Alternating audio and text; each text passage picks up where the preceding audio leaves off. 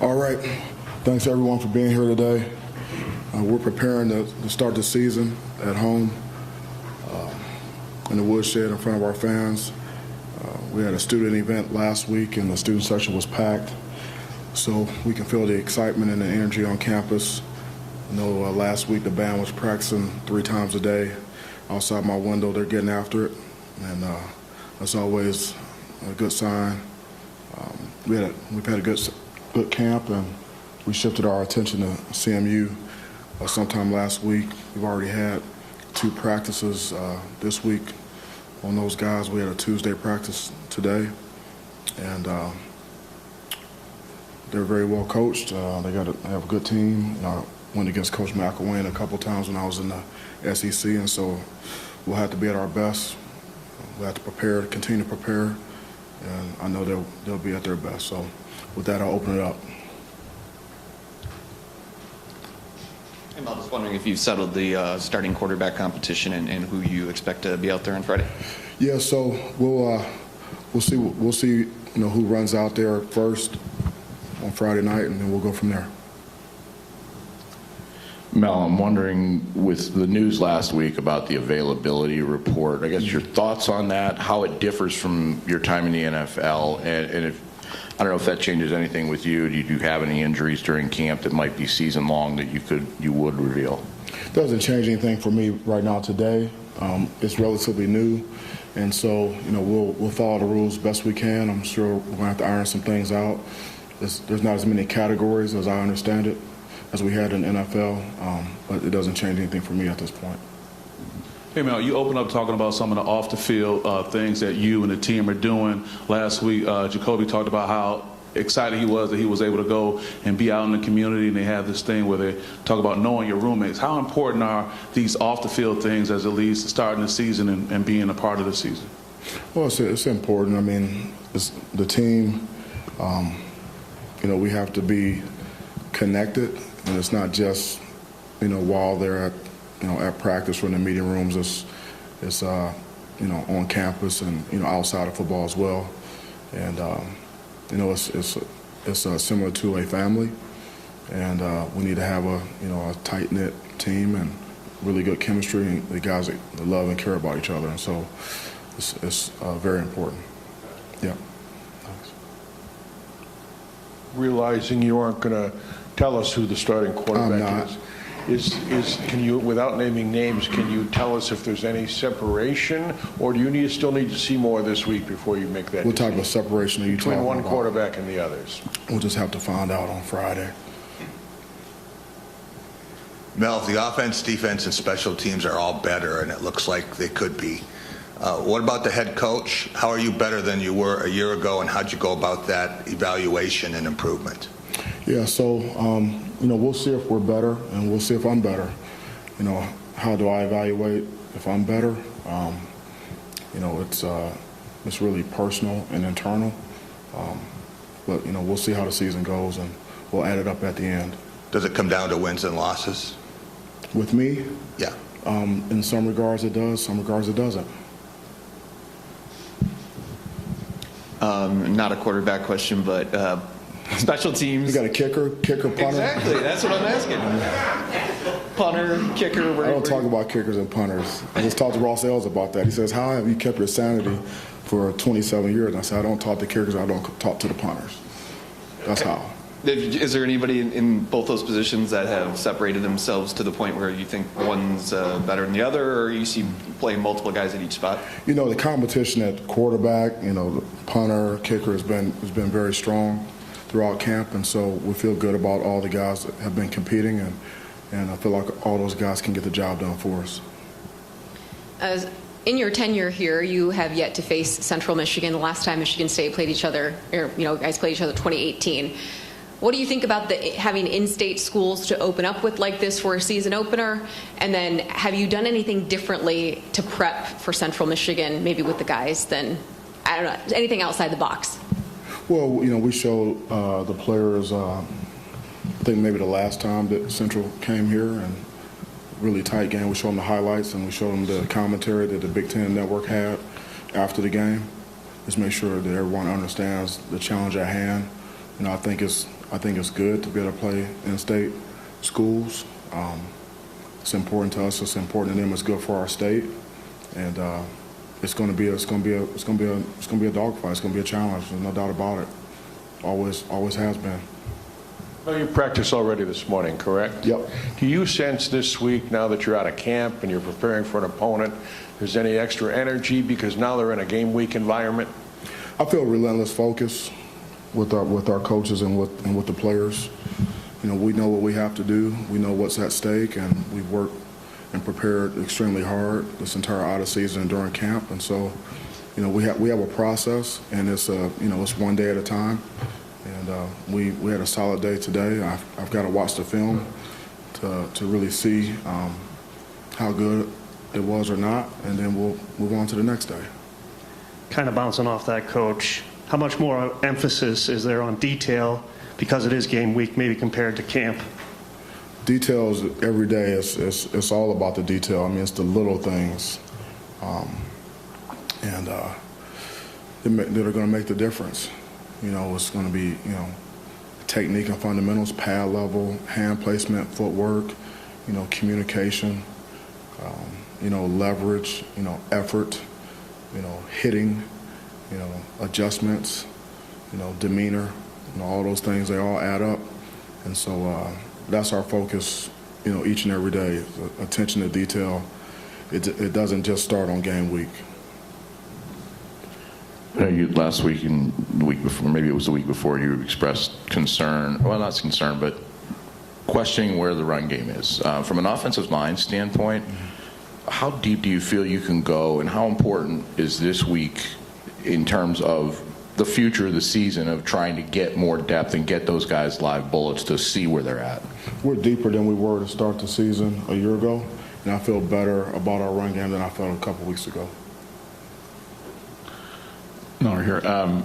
I know you don't talk specific injuries and all that, but a couple weeks ago you did talk about the importance of getting guys to the game. Mm-hmm. And also before that, how you felt this team is deeper. Where do you think you guys are now in terms of getting guys to the game? Or do you feel confident you're in a good spot with the opener coming up, or is that still an issue, you think? We came out of practice fairly well today. We had a full padded practice, and we did a significant amount of hitting today.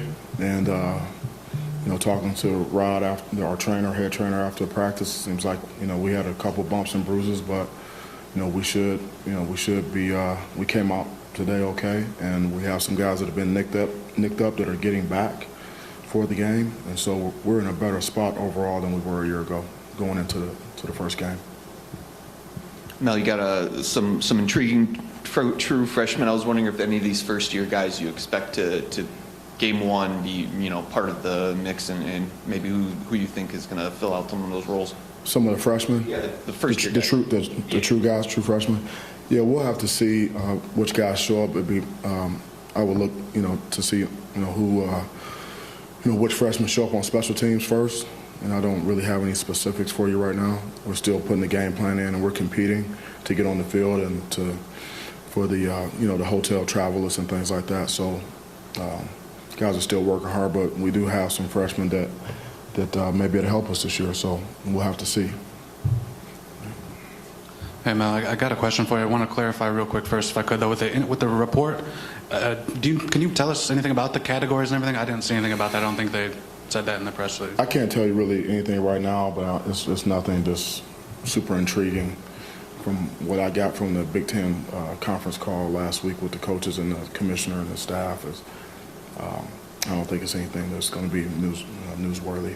Okay. So coming out of camp, you know, that's one mode. This is a different mode this week. I'm just wondering, what's the thing that you're most comfortable about with this team or most confident in? And what is something that you just can't learn about a team maybe in camp until you face another team that you're really interested to see on Friday?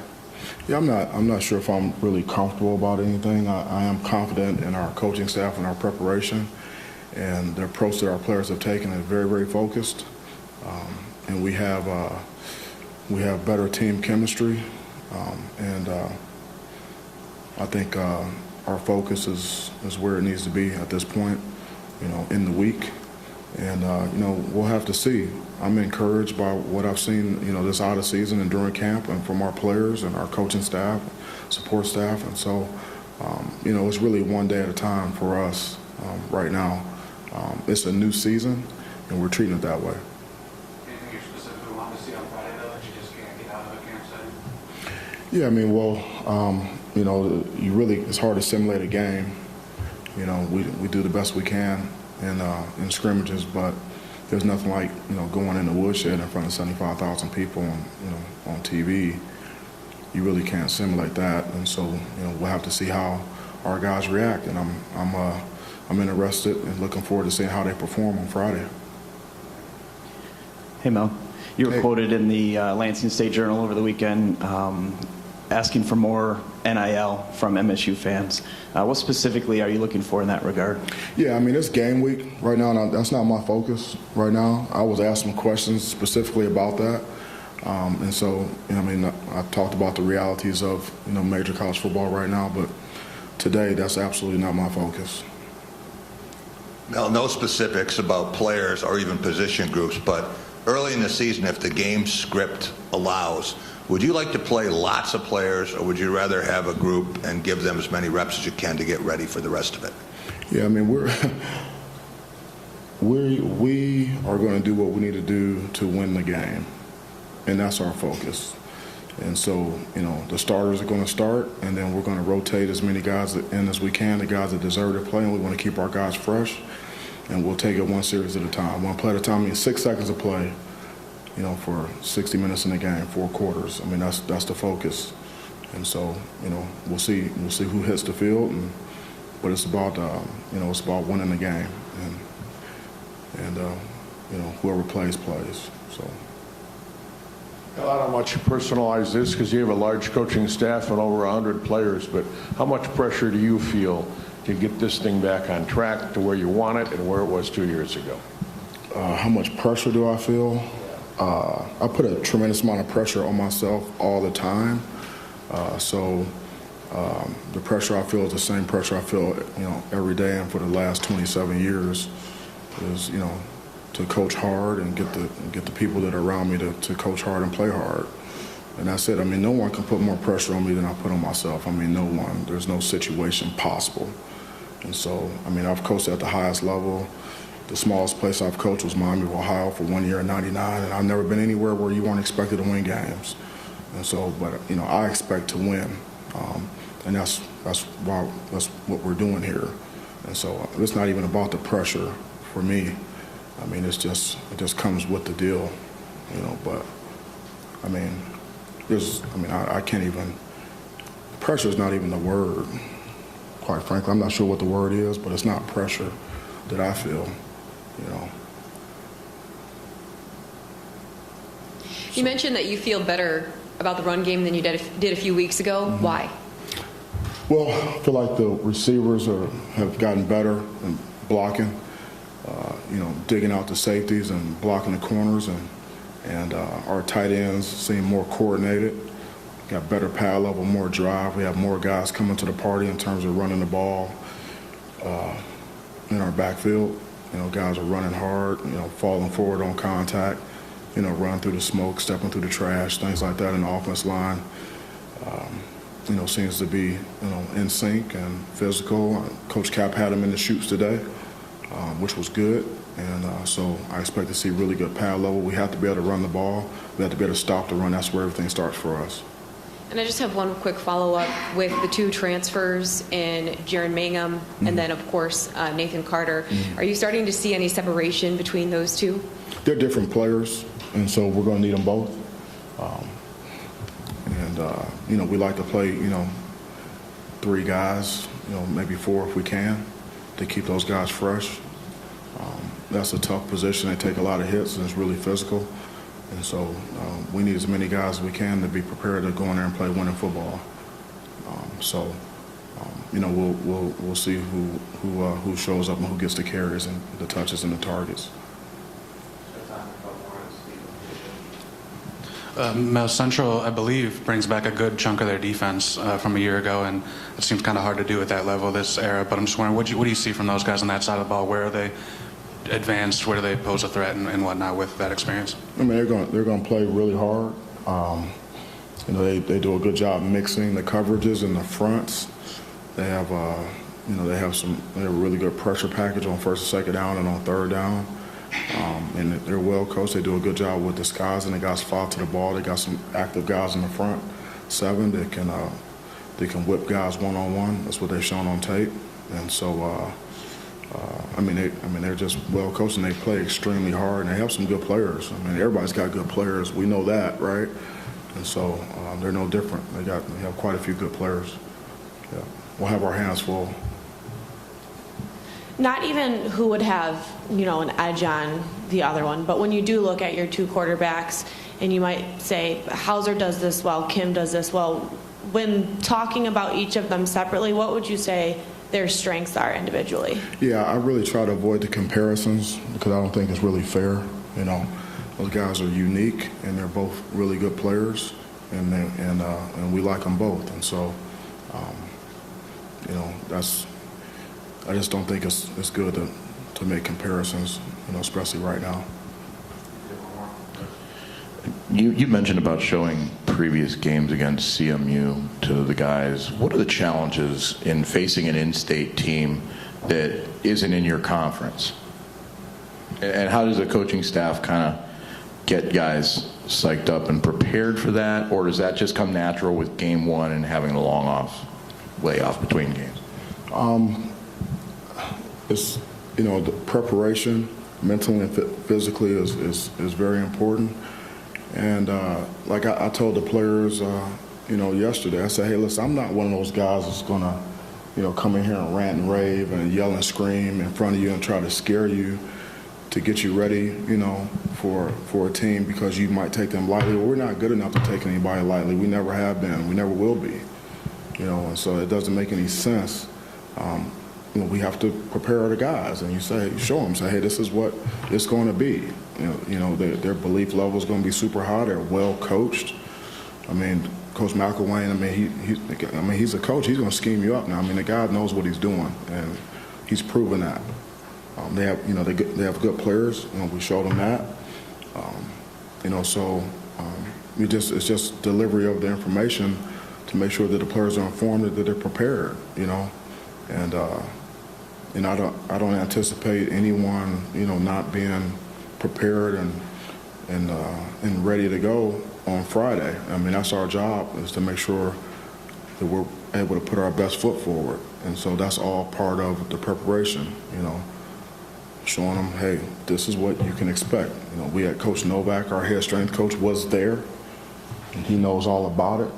He knows how they see the game, you know, what their mentality is towards this game. And so that's important for our guys to understand that. And also make sure the players understood what our mindset is going into the game as well.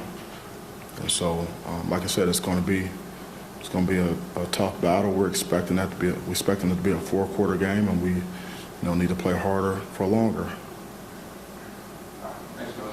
Thank you so much. See you next time. Go Green.